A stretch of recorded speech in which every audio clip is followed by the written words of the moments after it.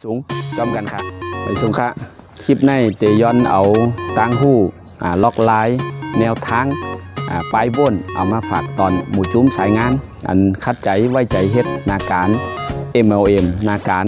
อันเจนในมังเจอก็หู้อยู่ว่าป้อเฮ็ดไหลอ่องเย่าไหนหนึ่งเดี๋ยวเป็นก้นมากมีเดี๋ยวเป็นก้นมีไหลมีเงินหนำแล้วก็เดี๋ยวเป็นก้นมีข้าวยามเดี๋ยวเป็นก้นอันใครเฮ็ดใครบ้นจึงก็เฮ็ดไหลแล้วก็ไหลเล่เลยตื่นลานอนลึกก็ไหลเห็นไหนคะนะอันในกูก็คู่และป่องใจอยู่นะคะก้อยหนาว่ามังก็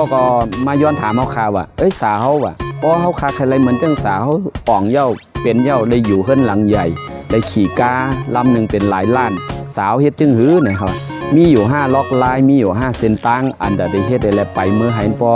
เป็นไหลโตตอนเหมือนจังสาวเขาเป็นไหลเนี่ยย้อนลาดปันเขาขาอีกนึงรู้เนี่ยครับเขาขาเดียวมาย้อนลาดนะก็ว่า